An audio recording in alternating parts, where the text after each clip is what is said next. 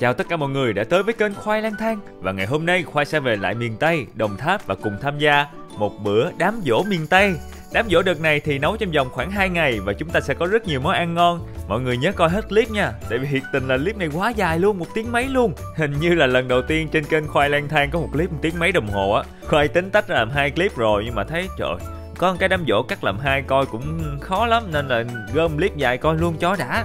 Giờ thì chúc mọi người coi clip thiệt vui nha. 4 giờ sáng.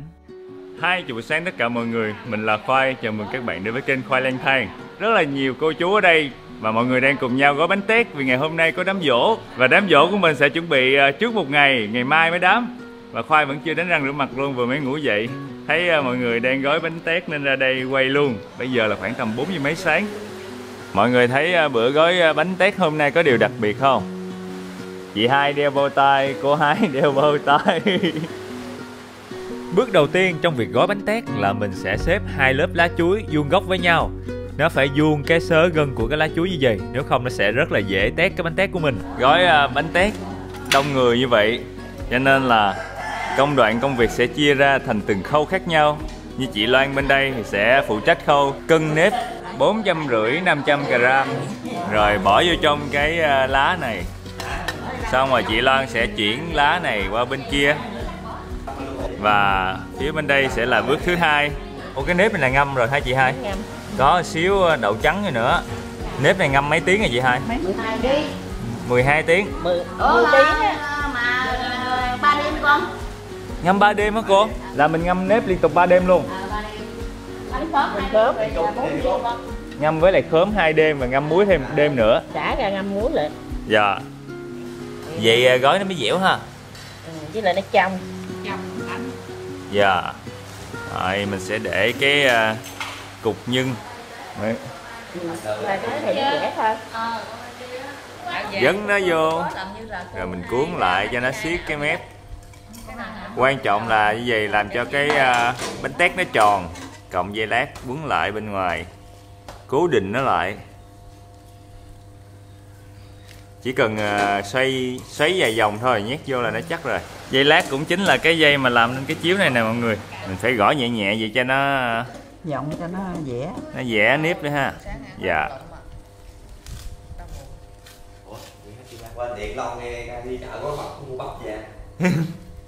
Rồi mình sẽ dùng 2 miếng lá chuối mình đậy cái đầu của bánh tét. Cái phần đầu này rất là quan trọng tại vì nó sẽ nếu không kín thì nó sẽ dễ bị thiêu cái đầu bánh tét. Ngoài nhân đậu ra thì mình còn có cả nhân chuối. Chuối này là trộn đường rồi hả chị Loan? Dạ.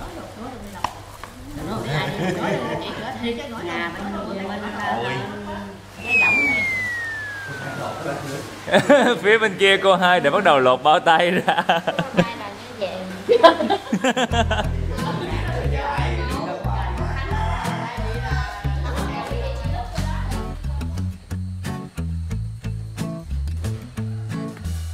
Giờ thì chị Loan và chị Hai sẽ đi chợ. Hôm nay thì Khoai không đi chợ, vì Khoai ở nhà coi mọi người gói bánh.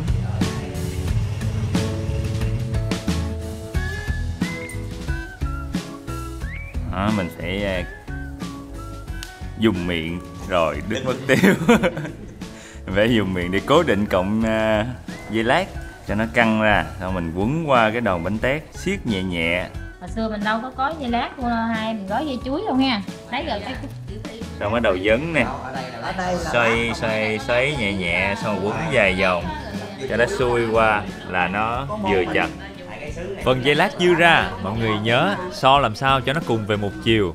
Và khi cái cọng dây lát cuối cùng được dấn lại, chúng ta sẽ quấn cho nó thành một cái này Khoai cũng không biết gọi là cái gì, mình cứ tạm thời gọi là cái chùm đi ha. Thường bánh tét người ta sẽ treo một cặp, 2 cái đầu chùm dây lát này sẽ thắt lại với nhau. Rồi vậy là mình xong một đòn bánh tét. Hồi nè chị Năm làm cái thắt bính cho em coi ké được không? bánh hả? Nguyên tắc thắt bính cũng giống như thắt trên tóc mình thôi, mình vẽ làm 3 phần hay chị Ba. Xong rồi mình thắt. 6 giờ rưỡi rồi đó. Nãy có nói mà. Rồi mình thắt rút cái đầu nữa là xong. Bánh tét á, sẽ gồm có nhân đậu với nhân chuối. Nhân chuối thường sẽ chín nhanh hơn nhân đậu, còn cho nên là phải để riêng qua. Giờ mình sẽ đem nhân đậu luộc trước.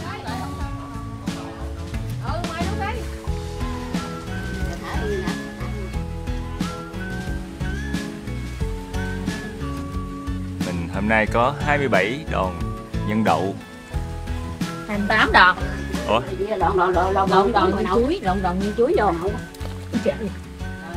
Thôi không sao, nhân chuối nó chín nhiều một chút.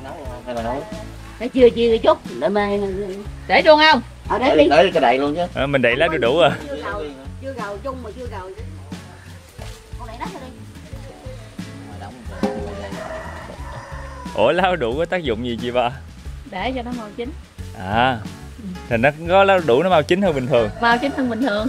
Ủa em mới biết lần đầu tiên luôn á. Nó màu chín để lá dưới vô thôi. Dạ, bây giờ mình sẽ đi vô trong nhà. Chị hai món để vô đó muỗng đường chắc lá nó đẹp. Dạ. Chị Loan mới đi chợ về, mình nhìn thấy hai cái bịch gì trên tay chị Loan. Quá xịn.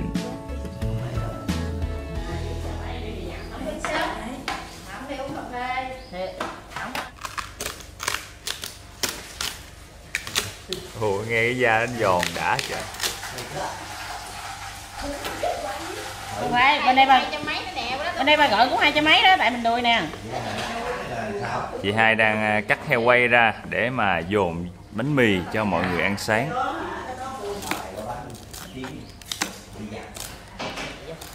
Như đâu được á.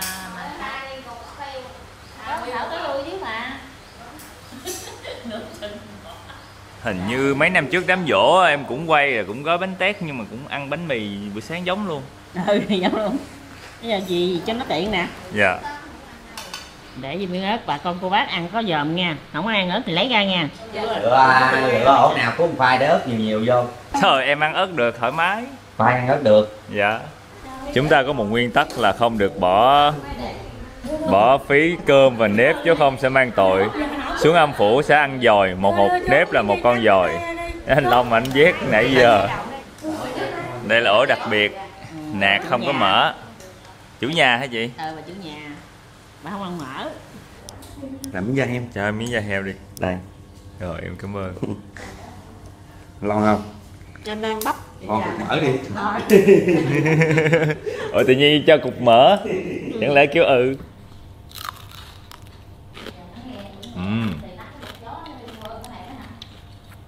Giòn, béo, thơm.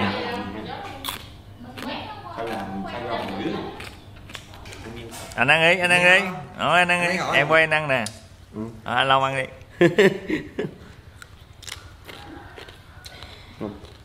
Đang bắp.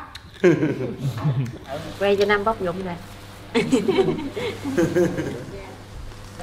Bên cạnh bánh mì heo quay chúng ta còn có một món vô cùng đặc biệt, như là bắp luộc. Rồi nghĩ tay ăn đi rồi cái hái làm gì làm luôn.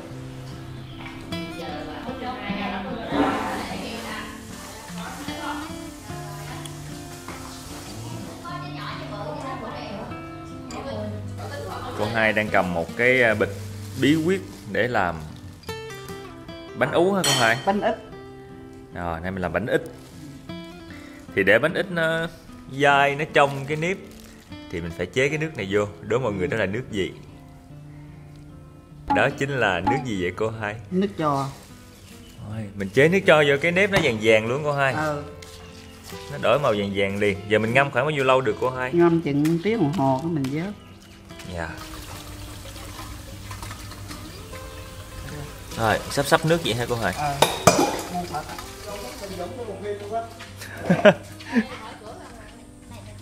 Ở ngoài này thì mấy chị đang mần vịt với lại thịt.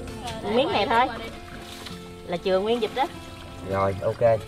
Ở ngoài sàn nước ngoài kia thì mấy chị với lại anh Long đang sơ chế.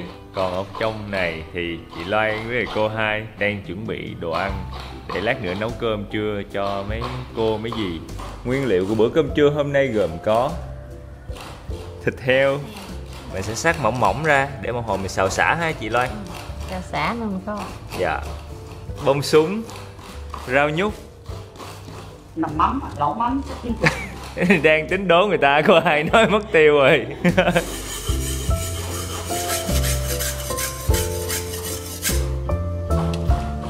Và cái bụi xả chà bá lửa này chính là một nguyên liệu rất quan trọng cho bữa trưa ngày hôm nay.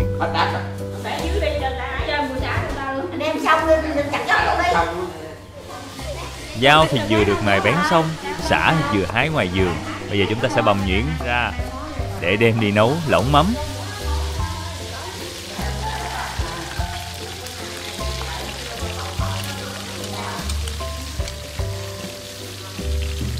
Tính ra mà rau ăn lẩu mắm em thấy toàn mấy cái cây mọc mà mấp mé với mương không ha. Rau nhút nè, này rau dừa nè, kèo nèo tay tượng nè, bông súng nè, còn kia là bông điên điển. Bông điên điển, đó, toàn là dưới bờ mương không à. Thịt sau khi mà xào thơm với lại sả. Bên kia chúng ta có một cái nồi mắm cá linh ha. Mắm cá linh mình xào với gì rồi? Với sả với ớt. Sả với ớt, còn này dạ. mình thử sả ớt luôn, mình thử thịt rồi để vô cho nó thơm. Nguyên liệu nấu lẩu mắm đơn giản mọi người, chỉ cần mắm và thịt heo, sả, ớt. Còn hai cá nữa kìa. Còn hai cá ép. Rồi mình bắt lên, mình bắt nấu tiếp cho nó sôi hả chị bà? Sôi lên cho chín luôn. Còn cá nữa. Nhiều quá.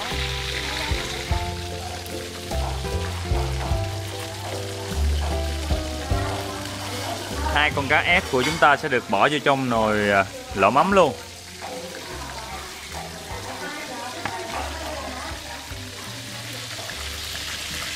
Mọi người sẽ nhìn thấy á, cái bếp của chúng ta ngay đây. Nhưng mà hai chị thì đứng ở bên tay trái, đứng ở bên tay phải. Mục đích đó là để né cái nồi này nó văng.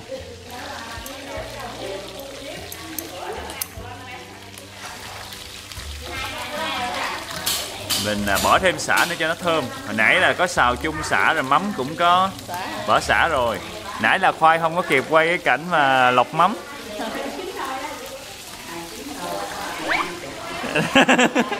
Mỗi lần nghe nổi cái là đứng xa ra. Lẩu mắm thì không thể nào thiếu được mấy cái miếng cà bự bự này. Nhưng mà Khoai thấy cũng có nhiều người không thích ăn lắm nha. Rồi em thấy cà nó nổi quá cho đầy. Mọi người coi cái nồi nó rung lên quá chừng rồi. Chút xíu nữa Thiệp ơi. Ai điểm nấu được, cậu chi mình nhớ chiếu rồi nói.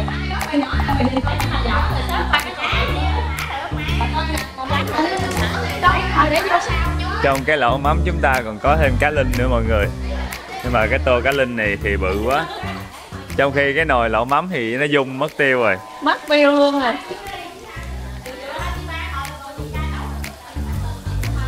Mắm nó mặn rồi nên giờ chỉ nêm miếng bột ngọt ha. Miếng đường nữa hả? Dạ. Thôi là hơn nửa ký đó. Hơn nửa ký mắm. Này đậu xanh mình hấp rồi hả cô Hai? Nấu rồi nè. Mình trộn dừa, nước cốt dừa vô. À, có trộn nước cốt dừa rồi. Mít đó để làm gì cô Hai? Mình bánh. Cũng làm nhân luôn. Nhân ngọt. Dạ. Này là mít, dừa nạo với lại đậu xanh hả cô Hai?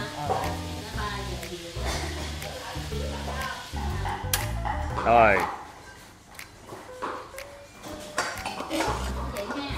Thông thường những cái loại nhân mà có dừa khô nạo ở trong thì mọi người sẽ thấy lúc nào cũng phải sên lên cho cái dừa nó ra cái dầu dừa mà nó thơm lên. Mình sên tới khi nào được hả chị? Mình thấy nó dẻo dẻo mới được. Dẻo dẻo nó chảy nhựa ra là được ha. Nhân của bánh ít sẽ có đường, dừa nạo, đậu xanh với lại mít. Thì khi mà mình sên ở trên chảo á, nhiệt độ nó sẽ làm đường chảy ra và làm dừa nạo nó ra cái dầu dừa trong đó. Tất cả mọi thứ nó sẽ kết hợp với nhau và khi mà nó dẻo lại, nó quánh lại, nó nặng tay thì có nghĩa là mình đã sên xong. Này là hai cái bếp ga trong nhà thôi, chứ thiệt ra mình sẽ sử dụng những cái bếp phía sau nhà này để mà nấu đám. Phía sau đây dàn bếp mới là hoành tráng nè. 1, 2, 3, 4, 5. Nấu than hả chị Tư? Nấu than. Dạ. Nấu món nào lâu quá. Nấu than. Không có cái vợt kia. Sao chị này nay chỉ mần mấy cái dân dân không hả? Liên quan dầu.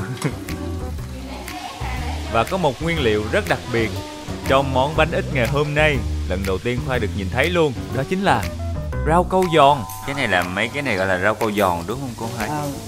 Này thường mọi người sẽ thấy cái rau câu mà gân á thì người ta bỏ trộn thêm cái rau câu giòn này vô ăn nó sực sực. Mà hôm nay thì cô không có làm rau câu mà cô Hai cắt nhỏ ra để chi việc cô Hai? Làm bánh ít. Mình bỏ vô cái vỏ hay cái nhân bánh ít cô Hai? Quậy vô bột á. Vô bột vỏ bánh ít đó ha. Dạ.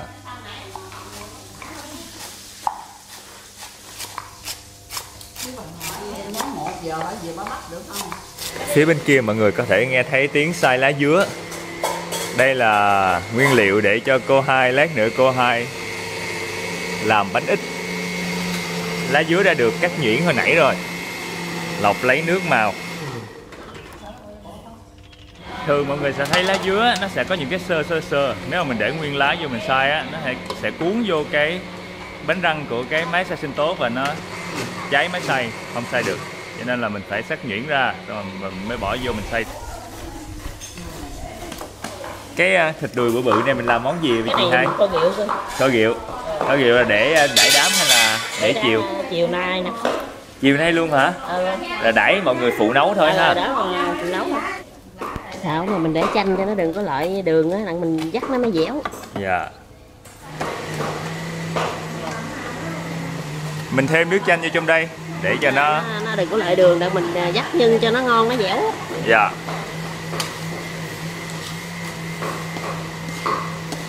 Và trong cái bữa đám ngày hôm nay, bếp trưởng của chúng ta chính là chị Hai. Chị Hai sẽ phụ trách chính việc phân loại các loại thịt nè, tẩm ướp gia vị mấy món ăn. Cứ mỗi loại thịt khác nhau thì chị Hai sẽ bỏ vô một cái thao khác để mình làm những món khác nhau.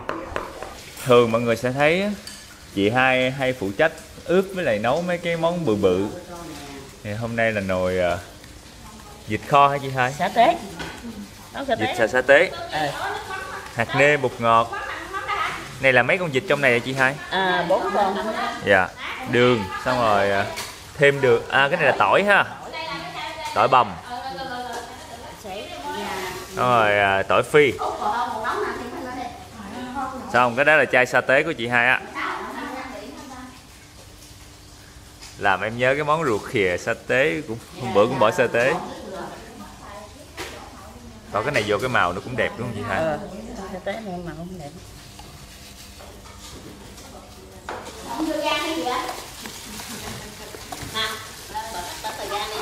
Này là thịt hồi nãy mình trụng sơ đó hả chị Hai? Nè để em đoán nha, đường, tỏi phi, bột ngọt, hạt nêm. Bột ngọt mình pha hả để, cái này mình muối. Muối ha. Bột ngọt nào mình nấu thôi nó dạo lên mới để. Dạ. Nó trong cái thịt. Nước mắm. Ướp thịt kho rượu ha. Thịt kho rượu mà mình bỏ bột ngọt từ đầu là nó đục. Tỏi ớt lộn xộn bỏ vô ướp trước luôn. Thịt mọi người sẽ thấy nó tái tái vì hồi nãy mình đã trụng sơ qua nước sôi rồi. Đây là thấy có ba rọi nè, có đùi nè, có xương nữa ha. Mình ướp một xíu mình mới kho ha chị Hai? Ướp một chút mình mới kho cho nó tanh.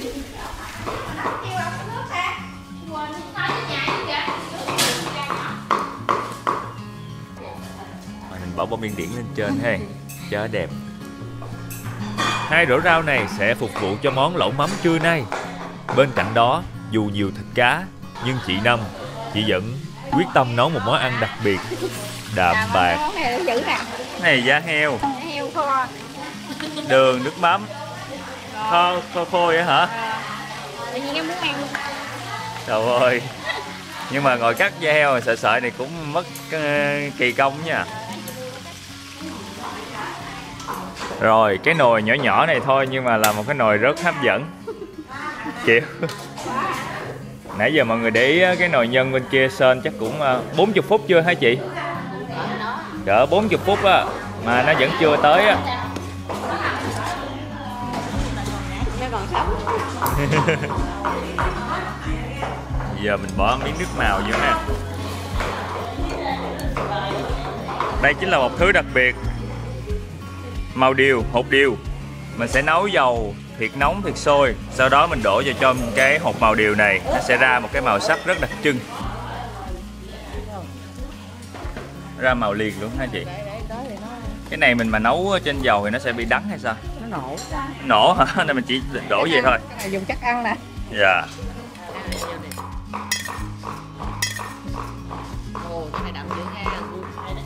Đó, màu điều nó sẽ vàng vàng, hơi cam cam một chút. Dạ. Thôi bây giờ em chạy ra coi vớt bánh.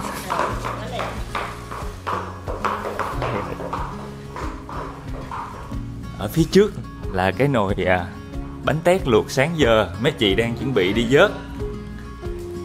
Củi vừa tàn luôn ha cô. Dạ. Khui. Rồi. Mấy cái lá đu đủ cho nó chìm xuống hết rồi. Hồi sáng lúc mà khoai quay bỏ vô là có 30 đòn trước thôi. Còn sau mình bỏ thêm mấy chục đòn chuối nữa nên nó đầy nồi lên. Khi vớt mình sẽ vớt vô một cái xô nước này cho nó đỡ nóng. Rồi mình lấy ra. Tự nhiên nhìn bánh tét nhớ Tết quá. Nhớ không? Đó, mà cũng sắp Tết rồi. Dạ. Hồi đó là hồi đó là mỗi nhà đám mà Tết là bánh đó. Dạ. Bà hồi đó. Dạ. Mà thường con là quê con là Tết mới có bánh ăn. Chứ ngày giỗ đám giỗ không có nha. Dạ, bánh giỗ thì nhiều bánh ú bánh ít rồi thôi. Dạ. Dạ. Quay luôn. Hết hồn. Có quay hai người vớt bánh tét luôn không? Nó quay luôn. Quay rồi. Dạ có.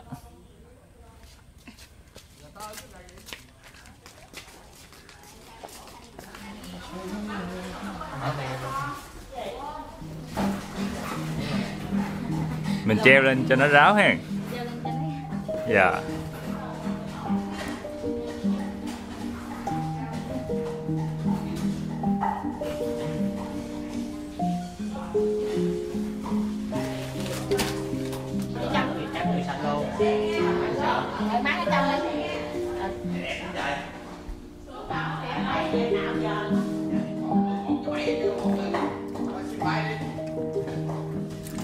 Thịt đùi mình sẽ trụng sơ. Theo giờ mình phải trụng ăn mới được.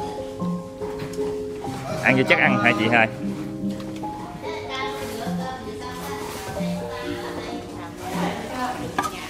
Cái này dẻo rồi đó. Dạ. Cứ vô đi. Mọi người sẽ thấy cái mít đó nó giống như nó tan chảy vào trong đây luôn rồi, không còn nhìn thấy cọng mít nữa. Giờ mình rưới đậu phộng lên cho nó thơm. Dạ. Đậu phộng sẽ được rưới vô khi mà nó bắt đầu dẻo lại. Đụng lên cái đó đi. Là cái nhân nó gần đạt chuẩn rồi đó hả chị? Hết luôn đi. Có làm gì không? Gọn nhóc chứ. Hết rồi nó thơm chứ có gì đâu. Rồi xong. Xong rồi đó.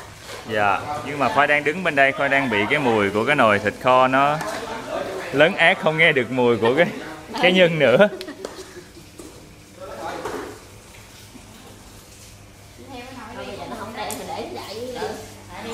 Công nhận nó có mít, nó có cái mùi thơm thơm ha. Nếp sau khi ngâm nước tro nó sẽ có một cái màu ngã vàng vàng. Cô hai sẽ rửa qua nước cho nó sạch cái nước tro đi, rồi mình để đây cho ráo. Rồi bây giờ thì mấy cô sẽ đi ra bàn để mà ăn trưa, nghỉ ngơi xíu, xong rồi chúng ta sẽ cùng nhau vô xử lý tiếp món nguyên liệu này. Nồi thịt kho chín luôn rồi hả chị? Ơi, nó kèo kẹo lại nhìn hấp dẫn chứ bộ. Nhìn nồi này coi chứ là hấp dẫn nhất nãy giờ. Cay rồi nhớ không? Hai thì hai luôn. Long. Đi lấy cây ra, có cây ra đâu mà ăn. Đẩy mời mấy em bị không đi. Gai khoai ơi. Dạ. Chịu ở nhậu lên. Có ninh chiên, mắm kho. Đem hành đầu đi.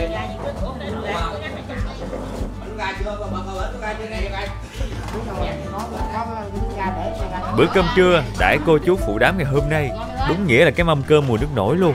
Có cá linh chiên, có bông súng ma, có mấy loại rau đồng mùa nước nổi, bông điên điển, ăn với lại lẩu mắm kho. Được lâu mang cái linh kho lạc lên nè. Dạ. Gấp 5. Món ăn đơn giản nhưng mà ngon thiệt sự luôn. Bên cạnh đó chúng ta còn có một cái nồi. Mọi người có nhớ là nồi gì không? Nồi thịt kho da heo ba rọi của chị Năm. Trời ơi, cái này ăn với cơm trắng là nhức nách. với mấy cái bông súng ma mới tại từ luôn. Con súng ma ngọt lắm. Còn súng ma để vô gì là ăn được rồi đó. Dạ. Cá linh cái này ghẻ. Quá chừng mông súng luôn. Ăn trưa xong thì mọi người lại bắt tay vào công việc, không ai chịu nghỉ trưa hết trơn. Mấy cái viên nhân tròn tròn trong clip mà chúng ta đang cùng nhau do lại là nhân của bánh ít, và cái màn gói bánh ít sẽ chiếm tới 3-4 tiếng đồng hồ tiếp theo trong buổi chiều của mấy cô mấy dì. Lá này là lá làm bánh tét hồi sáng còn dư, nên có 2 xé lại cho nó vừa cái cỡ của bánh ít. Mình làm cái lá trong bánh ít thì nó đẹp. Dạ. Này là màu lá dứa nãy ha. Rồi đó cái mình trồng thêm vô cho nó đủ. Giờ chị con đông coi được bao nhiêu lít lá dứa. Cái này nước lọc hả chị? Một ca này là mấy lít hả chị? 2 lít. Một ca là 2 lít. Mình đông đầy lên 2 lít là được. 8 lon. 8 lon.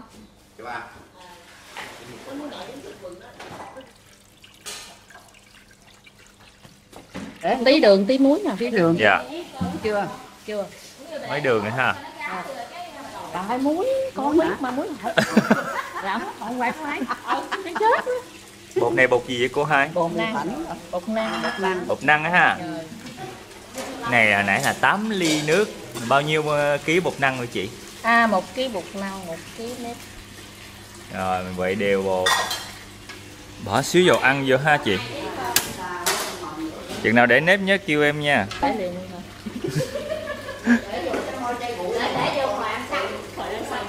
Rồi ký nếp ha. Nếp này là hồi nãy ngâm nước cho rồi. Bỏ ra coi giòn luôn. Giờ mình quậy đều lên. Ồ, cái nồi của mình sệt hơn hồi nãy nữa. Lát nữa mà nó sệt hết trơn lại là được hả chị? Dạ. Chị biết em Vịnh này em nhớ là món gì không? Bánh đúc. Bánh đúc hả? Dạ. Bánh đúc nặng nữa. Bánh đúc với bánh lọt rồi đó. Tại có lá dứa có mùi thơm mà nó sệt sệt giống rồi. Bột nó chín nó trong á là nhìn thấy cái màu lá dứa nó rõ hơn.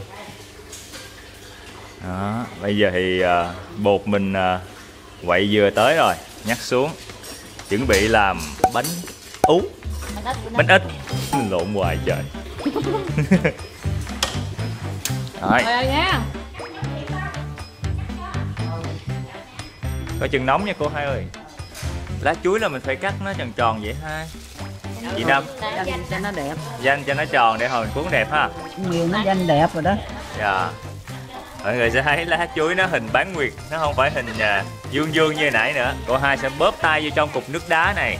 Đôi tay của Hai không bị nóng. Sau đó cô Hai nhúng tay vô trong cái bột nóng này.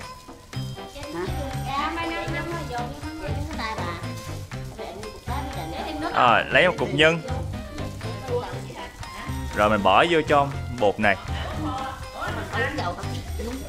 Cái này bỏ nhúng xương xương à. Dạ. Nó không có cần dầu gì. Bắt mang câu tay không? Múc cái nó dính dầu nó nhiều.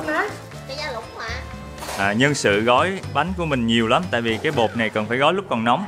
Mọi người sẽ nhìn thấy á, những cái công đoạn khi mà gói bánh đã được phân chia nhiệm vụ rõ ràng. Cô Hai sẽ là người bắt bột, gói vô nhân, bỏ vô trong dầu.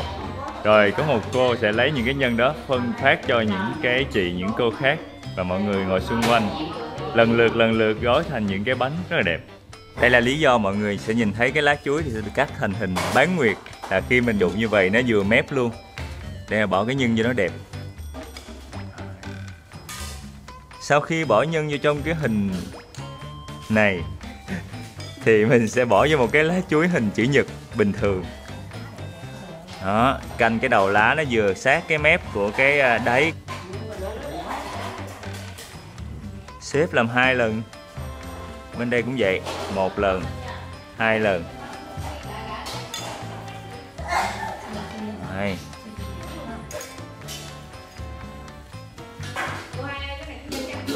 Còn cái phần dư mình sẽ nhét vào trong cái mép này để cho nó cố định cái bánh lại.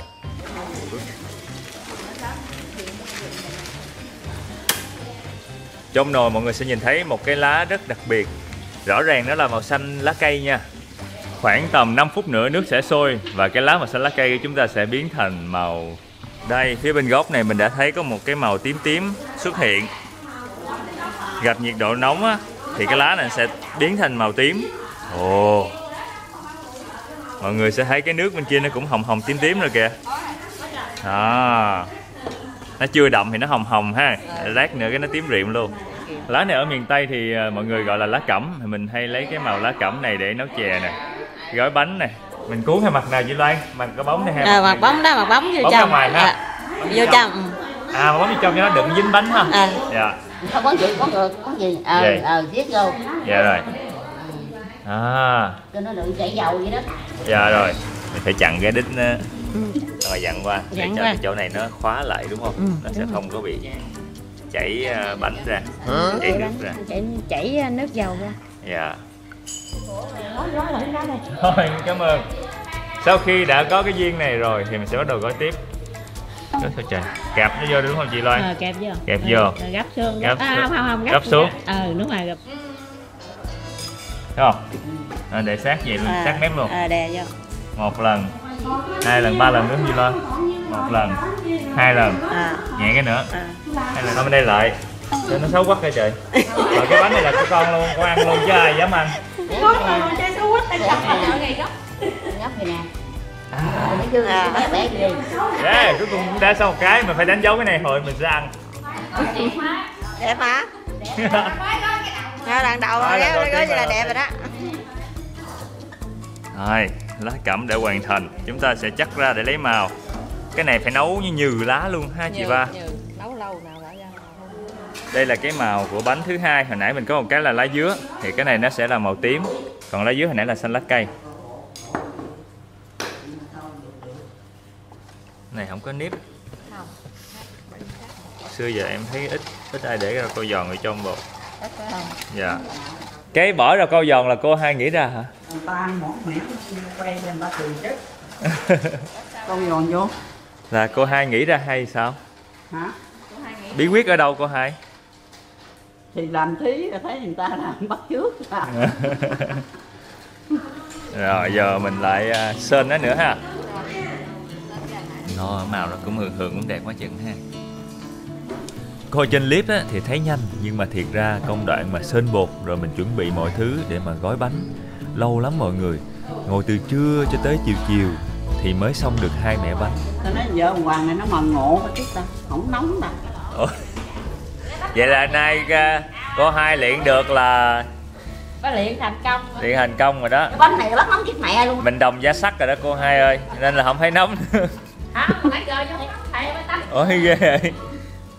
Không có nóng không? Không có nóng. Ngộ hả? Ai người thấy. Vậy ha. Cũng nóng nha chứ phải không nóng mà. Đây đây đứa vô là biết. Nóng gì vừa cho nó nóng quá. Không biết quá.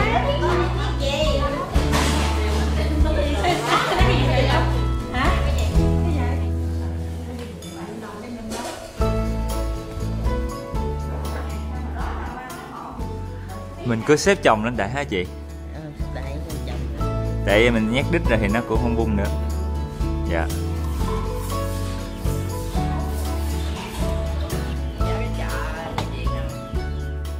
Này mình trộn đồ để ướp hả chị Hai? Ướp con vịt nè. Cũng đường, muối, bột ngọt, tỏi. Tỏi phi tiếp. Chị bí quyết của chị Hai nằm ở tỏi phi quá. Món nào cũng thấy có tỏi phi hết.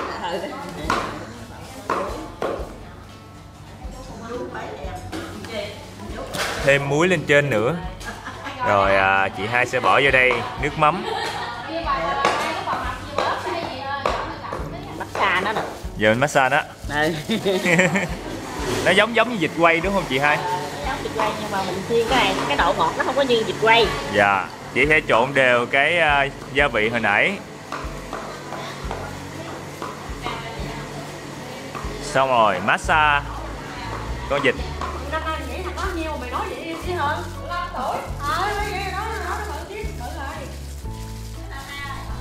Thông thường đám mà có mần vịt á thì sẽ ra được rất nhiều món ăn. Mề vịt, lòng vịt thì sẽ đem đi Nấu lẩu cù lao, mình nhìn mấy cái mề vịt thấy nó xấu xấu vậy thôi nha, nhưng mà sau khi mà tỉa thành bông á thì nó sẽ vừa đẹp vừa ngon. Nhuyễn hay là dày thì tùy mình hả chị? Em thấy có nhiều người hả, người ta tỉa cái bông nhuyễn nhừ luôn, nó nở ra như bông cúc vậy. Ở đây mình làm bông dừa dừa thôi ha. Đơn giản rồi. Dạ. Này Nguyễn có thể phóng cao một chút. Dạ.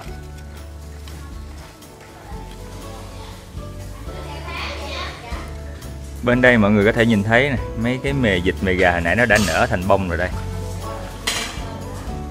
Mọi người đang luộc lên. Mề vịt sau khi luộc xong mình sẽ đem đi ướp lạnh để sáng sớm mai bỏ vào trong lẩu cù lao. Chân vịt và cổ vịt thì chị hai cũng sẽ đem ướp và mình đem đi nấu canh khóm. Nè, để đám hay để chiều? Để chiều. Dạ. Giò heo chị bỏ thêm tỏi nè, rồi đường nè, hạt nêm. Giò heo thì chiên vịt. Dạ. Đây là tỏi phi tiếp. Thơm. Thêm xíu nước mắm.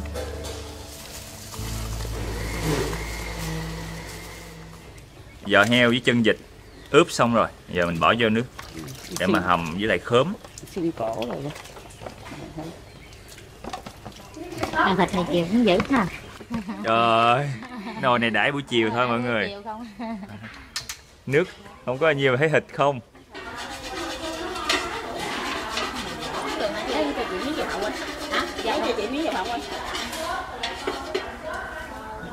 Mình sẽ không xài nước màu, mình thắng đường luôn. Thắng đường luôn.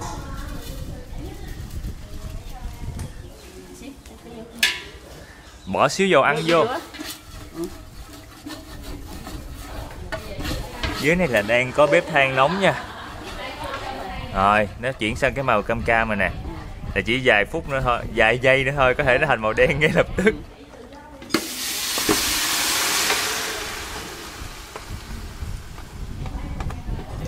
Nước dừa này là lúc sáng người ta nạo nè, nạo sẵn đổ bọt cho mình ha. Nhưng bánh ít không có mình đập nhà nè, làm như bánh ít á. Dạ. Rồi lấy nước dừa lại. Là dừa này dừa rám dừa khô luôn á.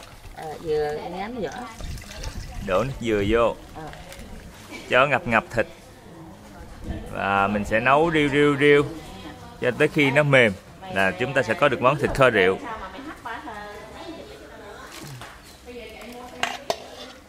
Mình nấu khóm về nó mềm nhanh ha chị hai. Mình nấu khóm cho nó ngọt, nó ngon hơn mình hầm thuốc khác hết. Dạ.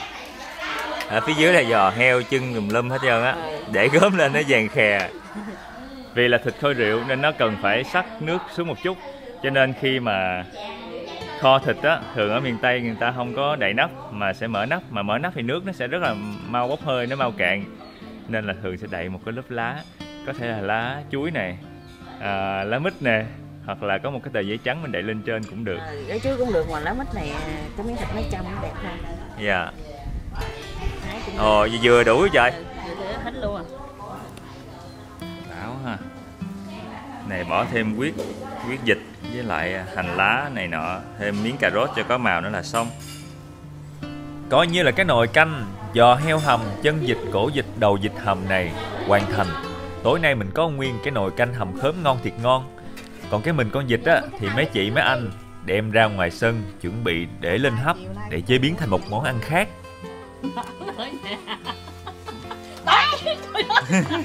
Đấy cái xe gỗ trước anh. Trời ơi là trời. Hết hồn. Hết hồn gì? Định bỏ cái thao vô thiệt luôn. Bỏ nó bưng để số 2 có con gì rồi. Bưng để thao bưng để đây luôn nè.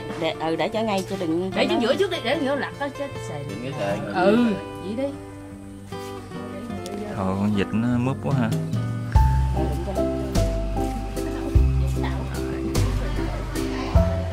Lúc mà còn nhỏ, mỗi lần mà nhà nấu thịt kho rượu là Khoai thích nhất cái lúc mà được lột hột vịt như vậy nè. Tại nếu mà mình lột mà cái hột vịt nó không bị bể, không bị mẻ miếng nào thì cảm giác mình đã đạt được một thành tích gì đó rất là bự. Nhưng mà thường thì Khoai sẽ làm bể hoặc là làm mẻ hột vịt của mẹ. Dù như vậy mẹ vẫn tin tưởng giao cho mình lột hoài.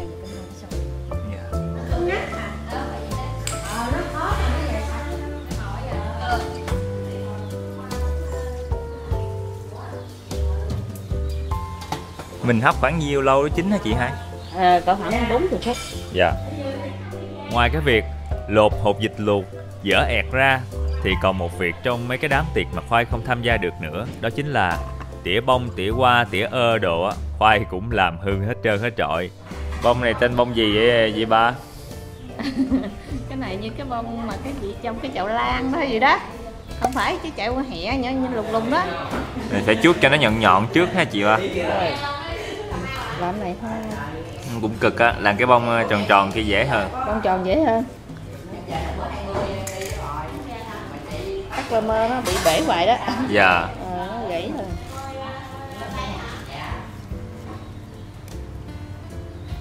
Rồi, sau khi mình chuốt cho nó nhọn nhọn dài dài thì bây giờ mình cắt bông một cánh. Bữa thấy cô Hai là bông này là cô Hai chuyên gia. Ôi đẹp rồi đó. Rồi giờ mình cắt cho cái bông nó rớt ra.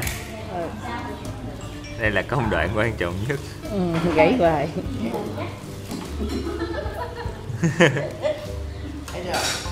Mày có củ cải trắng nó đẹp không? Dạ.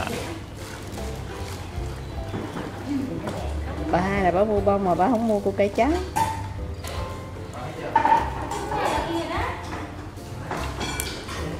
Hey, đẹp quá. Bên đây cũng là một cách làm bông nè mọi người. Chỉ cần cái cây cắt hình lượng sống đơn giản như vậy. Mình hay dùng để cắt rau câu á. Xong chị sẽ xoắn theo hình tròn vậy. Rồi, nó sẽ ra cái bông có hình xoắn ốc. Hay chà. Gắt vô ba bông. Dạ, ba bông cũng không đủ. Đủ.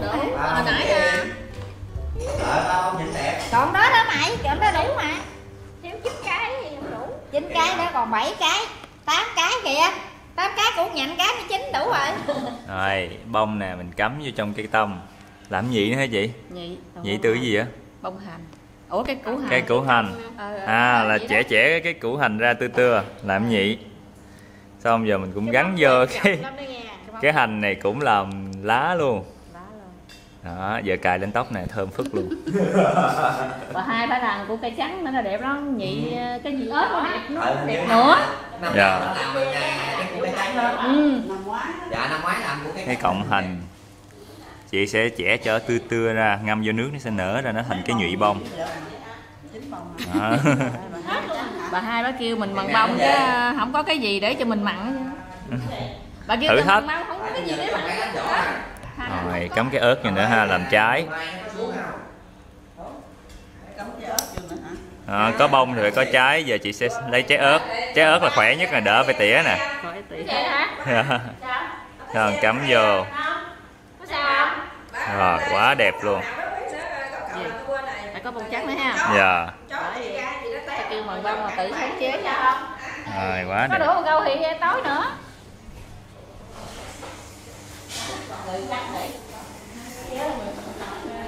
Đám giỗ đực này sẽ diễn ra trong 2 ngày, hay nói đúng hơn là 3 ngày. Tại vì sẽ có ngày đầu tiên để chuẩn bị róc lá nè, phơi lá, ngâm nếp cái kiểu. Rồi ngày hôm nay là ngày thứ 2, sáng sớm sẽ gói bánh, rồi sơ chế các món ăn để ngày mai nấu chín đãi cho khách. Sáng giờ mọi người sẽ nhìn thấy có một số món giống như là lẩu mắm nè, hoặc là thịt kho trứng. Thì những cái món đó là nấu lên để mà đãi cô chú đến phụ đám ăn trong ngày hôm nay. Còn ngày mai là sẽ có những món khác nữa. Giờ thì lại chuẩn bị tới giờ cơm chiều. Chị Loan đang dọn cơm, dọn mâm lên để mời cô chú ăn cơm.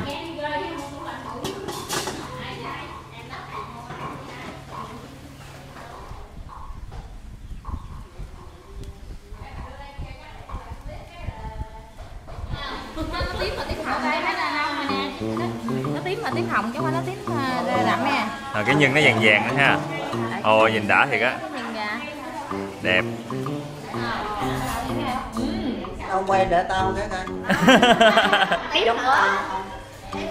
Cái này chưa được trong không? Chút nữa đi. Để ngồi đi. Nó trong chút nó mới được tết. Tụi nó còn đậm nữa. Đậm nha. Ơi nóng ăn nhẹ vậy. Trời ơi nhỏ.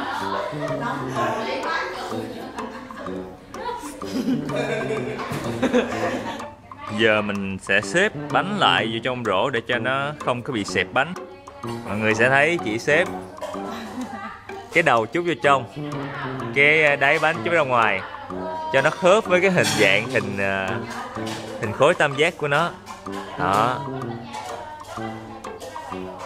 Rồi, gọn hơi trời. Xong mấy cái xung quanh thì mình xếp cũng vậy luôn, cũng chỉ cái đít xuống luôn. Không, nó cũng đẹp mà tại như nhầm cái nó bị xích vậy. Rồi vậy con mở tủ con mở trên tiểu đây con cái tủ đó. Ôi, màu đẹp dữ trời. Cái màu ngon ha. Dạ. Này có nếp nữa. Cho em ạ.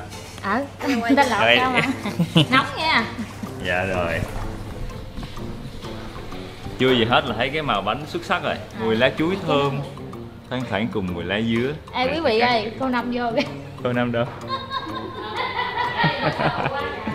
Ủa vậy à?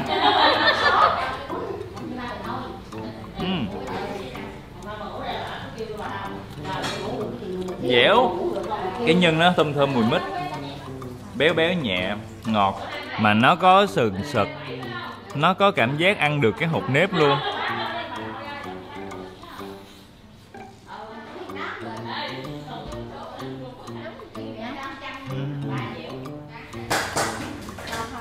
Dạ ngon.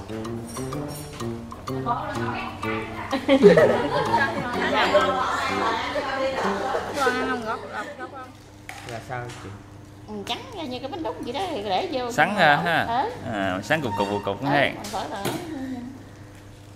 Bình thường nha. Đơn giản thôi.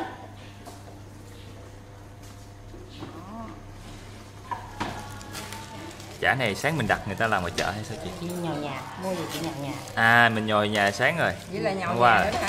Chị nhồi nhà, mua về tôi thêm nước rồi vô. Khéo quá ta. Một ký vô 300 gram nước đó đó. Nước với đường ngọt nữa.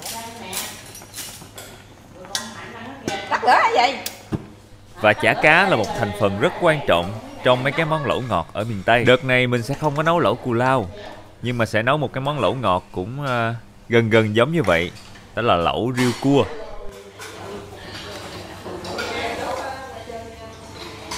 Thử miếng rồi, miếng mỏng mỏng ngoài này hả?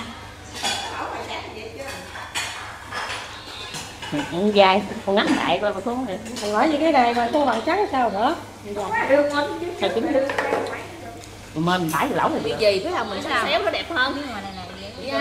Dạ, cảm ơn chị Nào. Thì đó là con đứng sắp xéo hả? Chết bà rồi mới lên. Dai đúng không? Dạ nhánh luôn á, mà ngon, Nó dai mà thơm. nó mềm, chứ không phải nó dai mà nó... Bí quyết gì ta? Cái rảnh, cái rảnh. Cái rảnh mà nói không rảnh á.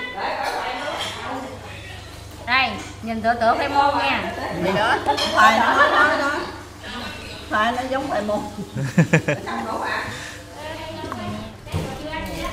Này là thịt heo bằm ướp. Tiêu rồi ngọt chẳng bình thường. Dạ. Đây này bây giờ mình để cua vô. Này là thịt cua nãy lọc rồi ha. Mọi người có hiểu lý do vì sao mà chị Hai phải để cái thịt cua lúc nãy nó sệt sệt không? Tại vì nếu nó lỏng quá mình trộn vô cái chả đây nó sẽ lỏng chả mình đúng không chị Hai? Chả nó đâu không? Dạ. Hàng chi em thắc mắc sao nãy chị Hai không đổ nước cho để lọc cho dễ. Này là cua nhiều á nha, chả chất lượng luôn á. Cái này lòng trắng trứng. À, mình không xài lòng đỏ. Lòng đỏ hồi mình để trên mặt. À, giống hấp chả ăn cơm tấm vậy sợ. Chị Hai có để dầu dưới không? Rồi cái này hấp mà nó ra nước. Rồi chả cua mình bỏ vô sửng đem hấp. Cái này với kiếm mẻ vừa đó. Này mình cũng bỏ lẩu luôn hả chị Hai? Trong đây thấy có tiêu ha. Tiêu thì mình ướp cũng y như bình thường mình ăn vậy đó. Là mình quết một lớp vàng vàng lên. Hồi mình hấp nó sẽ thành màu đỏ đẹp lắm. Lòng đỏ trứng vịt với miếng dầu điều. Cái hộp mình ướp ấy đó.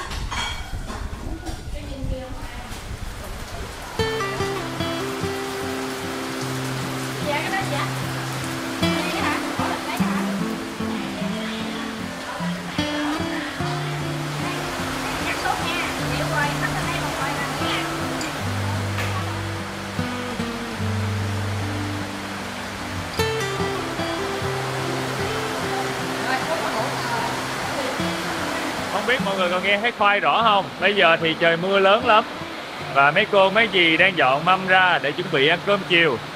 Càng ngày mưa càng lớn thì phải. Và đồ đạc hôm nay đã chuẩn bị gần như xong rồi. Mấy cô sẽ bỏ vào thùng xốp, bỏ vào tủ lạnh để ngày mai mình lại tiếp tục chế biến cho cái bữa đãi đám giỗ chính ngày mai. Clip ngày hôm nay còn dài lắm, nhưng mà trước tiên thì chúng ta sẽ cùng nhau ăn bữa cơm chiều. Trời mưa rỉ rả ở ngoài nhưng mà mâm cơm thì thật sự là quá nhiều món ngon luôn. Món mà Khoai thích nhất ngày hôm nay chính là xoài bằm ăn chung với lại thịt kho trứng. Gắp miếng thịt ba rọi bỏ vô trong chén, xong rồi chan nước thịt lên trên. Mời mọi người ăn cùng với Khoai nha. Tính ra bữa nay ăn đám giỗ, nhưng mà Khoai thấy mấy món ăn này làm cho Khoai nhớ Tết ghê. Cũng sắp tới Tết rồi. Mâm cơm ngày hôm nay của chúng ta còn có thêm một món ăn rất đặc biệt, giò heo hầm khóm. Ở trên đây thì mọi người hay hầm với khóm. Nhà Khoai thì ít khi hầm khóm lắm, nhưng mà bữa nay ăn thấy cũng ngon. Giò heo mềm, béo mà có vị chua chua của khóm, nó làm cho mình đỡ ngán hơn nhiều. Cứ tưởng ăn xong bữa cơm chiều thì mấy cô sẽ nghỉ ngơi để ngày mai mình lại nấu đám tiếp. Nhưng không mọi người, vừa ăn cơm chiều xong thì mấy cô mấy chị lại bắt tay vô nấu tiếp. Con vịt sau khi xông hơi xong, hấp chín xong, mấy chị sẽ bắt đầu chăm cứu. Hồi sáng là massage rồi, massage xong rồi đi xông hơi, xong rồi giờ chăm cứu xong rồi đây là biết gì không? Hút mỡ. xăm điều tay thôi chứ. Này giống xăm mâu. Ba nằm xuống. Mở xì ra cái qua đây chị Hai lau đi ha. Mình hấp á, là mục đích là để cho nó chín ở trong, mình chiên cho nó nhanh. Mình quét cái gì lên này chị Hai? Cho nó có Giấm hả? rượu với mà muối. Rượu với muối quét lên trên da. Cho nó thấm vô một chút, cho nó mặn mặn, cho nó giòn một chút, với lại mà vịt này chắc cũng không giòn nhiều, với lại mình gì cho nó thấm nè, để con vịt này nó dày quá mình ướp nó cũng không thấm nổi. Dạ. Xuống vào bên để nó nóng, vài cái hơi này nó nóng. Đụng lên tảng đèn gì nè. Dạ. Nóng cái tận. Cái này là cái khay đầu. Khay đầu tiên. Cái này khay sau, nhiều chả quá. Sáng hôm sau.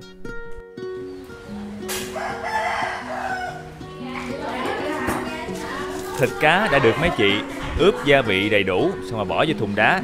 Sáng hôm nay mình chỉ cần cắt ra và chế biến lại thôi. Sả với ớt hả chị ba? Sả với ớt, tại tỏi mình ướp đó. Chị Hai sẽ đổ rất nhiều dầu vô cái chảo này, tại vì một hồi nữa mình sẽ chiên nguyên con vịt nguyên trong đây luôn. Mấy chai dầu mới đủ chị Hai? Chắc cỡ 2 chai à. Dạ. Mình thêm tỏi phi vô trong đây luôn ha. Tỏi phi là mình sát liền. Dạ, sợ nó cháy ha.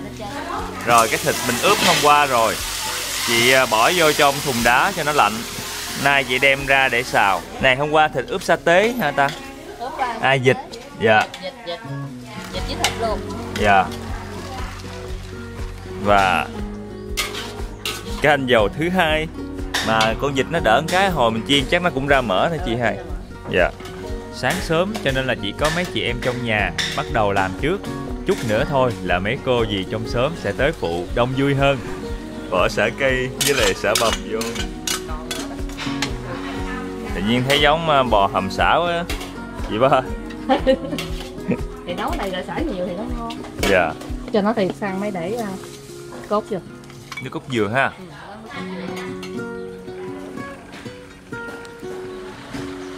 Bỏ miếng muối vô giò ăn hả chị Hai? Không.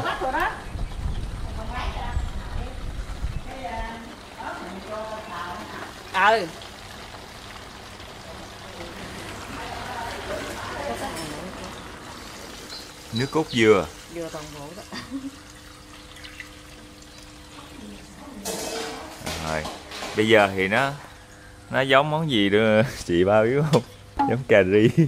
Giống cà ri. Hồi đầu là mình nó sa tế đúng không? Xào hồi giống bò hầm xả. Xào một chút nữa thành giống cà ri. Không nấu dừa không, người ta không nấu sữa.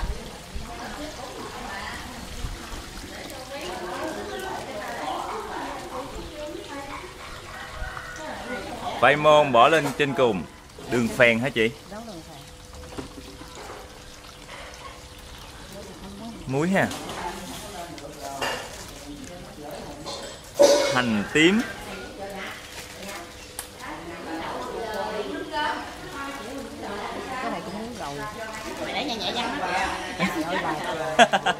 Rồi nó có cái cà rốt cho cái màu nó đẹp liền ha.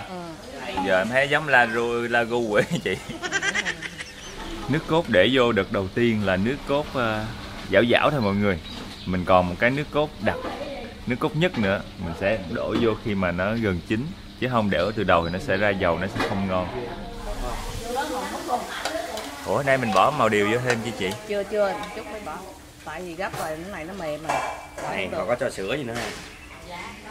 Đấy. Vì sao mà Mày dở lên đây.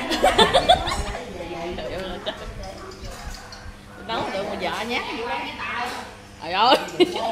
Ê gì mà kêu tôi thích con đâu. Có tỷ thiệt tình. Đó là đẹp. Cái là lẩu mà nó.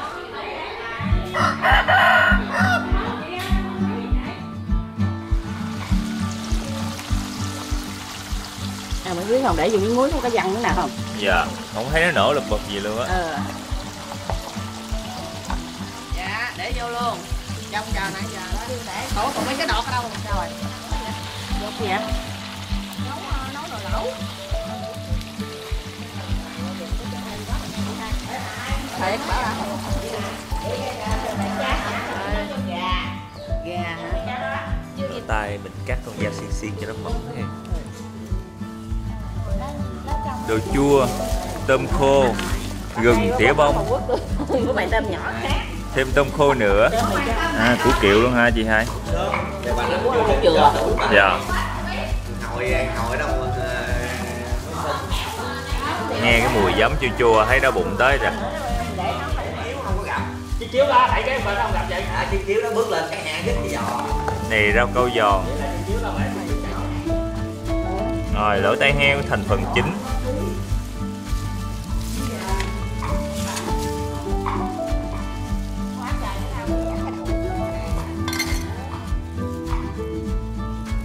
Bổ sung nước mắm, tỏi ớt, chua ngọt.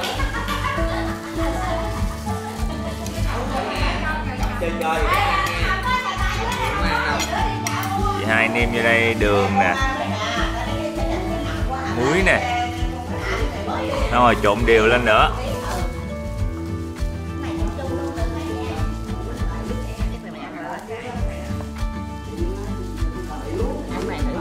Dạ, không chưa ha. Ủa, có hành phi nữa hả? Quên Nãy chị không nhắc em quay.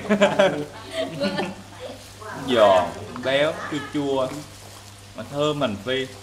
Sáng sớm ăn lẩu tai heo mà kiểu chua chua ngọt này kích thích vị giác, đói bụng mọi người. Trời, nhân chuối nhìn đẹp quá ha. Mọi người sẽ nhìn thấy cái nếp nó ngoài nó trong. Tại vì mấy cô ngâm khóm mấy ngày luôn á, nên nấu chín lên á, cái nếp nó trong mà kết hợp với cái chuối chín nó có màu đỏ khi mà nấu lên nữa. Nhìn cái bánh tét này đẹp thiệt. Bánh bò này là cô Bảy làm luôn hả? Bà Bảy. Như cái bằng bà. Dạ. Bánh này mình làm luôn hả bà Bảy? Bằng con bằng ngày hôm qua nè, chị hôm qua. Dạ. cho ăn đi, ngày hôm qua bà nói trễ. Thường lúc nào mình phải có một cái dĩa cúng trước hả chị?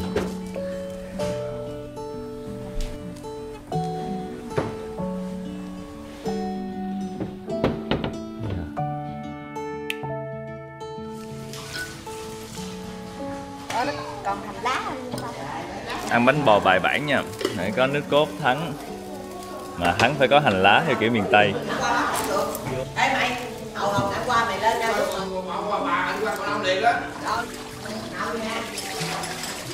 Quá thơm. Phải có xíu bột nó sệt hơn hả chị? Hồi xưa là em không ăn được nước cốt có hành đâu nha. Vậy đó hả? Dạ. Dạ, sau này mới ăn được. Tập thấy ngon mà. lúc nhỏ không biết ăn. Anh ăn đi, anh ăn trước đi. Dạ. Em cảm ơn. Dạ, có nước cốt ăn nó mới đậm đà. Đây. Bánh chuối đó. Ông Long kìa.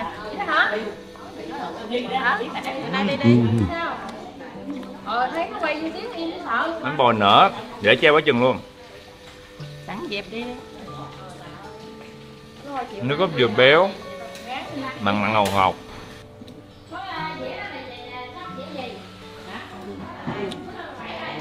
Có nước dừa chấm nó mặn mặn. Cái béo mà mặn. Thơm. Ngon quá. Thấy quay. Không phải. Dạ. Chị nói bánh bò nước cốt dừa. Béo không? Béo. Trời ơi. Mập không? Không, béo chứ không mập. Béo không mập nha. Béo đâu mập. Mập thì mập mới ăn ha. Nước cốt dừa. Ngon. Ăn cho tao cái rồi. Quên để em lấy cho tao. Bà Bảy, bà chở hả? Bà Bảy bà Bảy mặt. chị qua nghe mà sáng chị qua đó cũng nói. Trời ơi, bà Mạnh nãy giờ bà chưa ăn cái nào cho mình ăn cũng hết cái nước cốt luôn thì. Nói cô. Đúng rồi. Rồi. Cắt liền. Để cho nó thấm. Chai. Dạ. Lúc nào đám giỗ thì mình cũng phải có mâm đồ chai. Có mâm đồ chai. Chuối nào đó nơi đâu? Cái bùn ở đây không? Cuốn với đây đường nè. Này canh chua chai ha bà. Chai. Đủ gia vị, tàu hũ no tư. Đậu bắp, cơm. Dạ. Bánh đồ ngư. Dạ. Rồi bắp non nữa. Dạ. Trời ơi, ngon lắm con ơi. Dạ. Tao nấu còn phải ngon à. Nè, nè để này. Này là bánh cuốn ngọt hay? Bánh đặc thì nó tao hơn nó kêu bánh đặc mà cũng có người kêu bánh cuốn.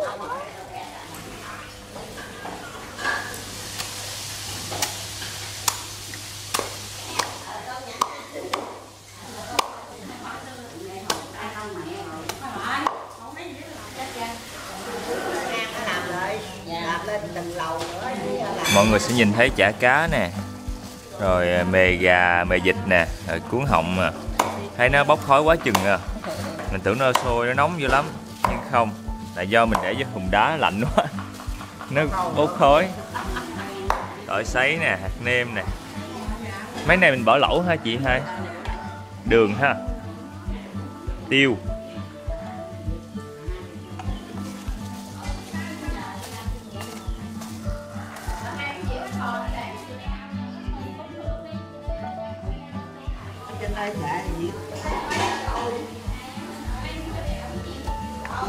Chả cua ngày hôm qua của mình.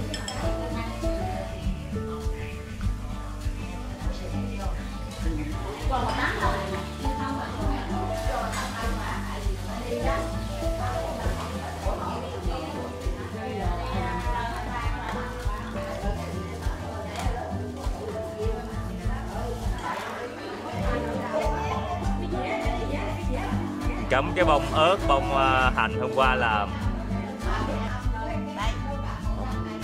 Nhìn có cái bông mà đẹp quá ha.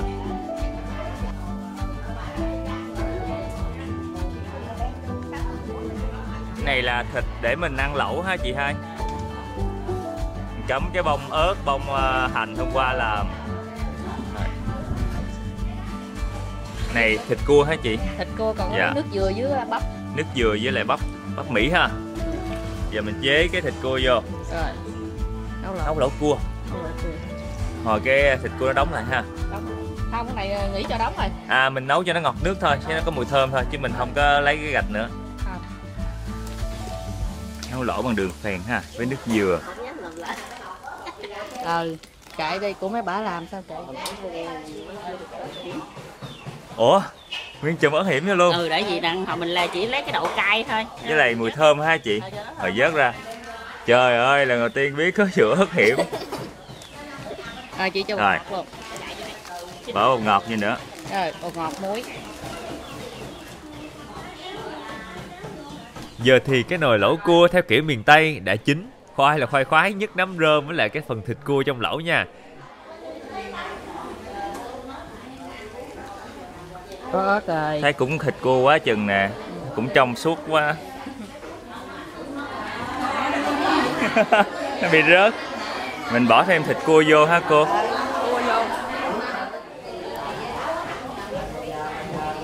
Ta-da, cuối cùng Khoai đã thay đồ, vuốt tóc lại, nhìn lịch sự hơn.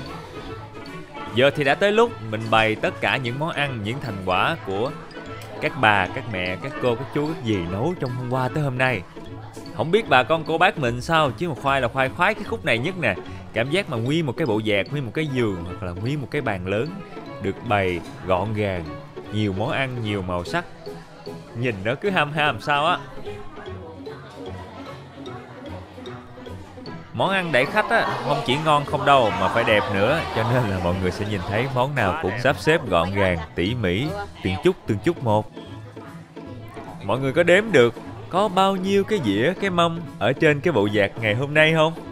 Bao nhiêu đây chưa đủ đâu, tại vì ở phía góc bếp có mấy chị đang chuẩn bị những cái túi quà, những cái túi bánh, những cái túi đồ để mà gửi tặng bà con đi ăn đám. Bữa nay một bịch của mình đem cho người ta đem về đúng không chị? Là gồm những gì ha? Đường, bánh tét, bánh ít ký với đòn bánh tét. Dạ. Một đòn bánh tét nè. Cái bánh ít với 4 cái bánh tây. Dạ. Rồi lại xong một phần.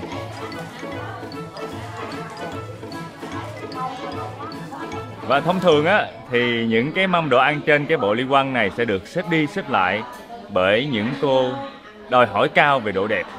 Nó phải hợp lý, nó phải để được đầy đủ tất cả đồ ăn lên trên đó, phải logic. Như mọi người đã thấy, kết quả của chúng ta cả một cái ly quăng hấp dẫn, tràn đầy màu sắc và nhìn rất là đẹp mắt.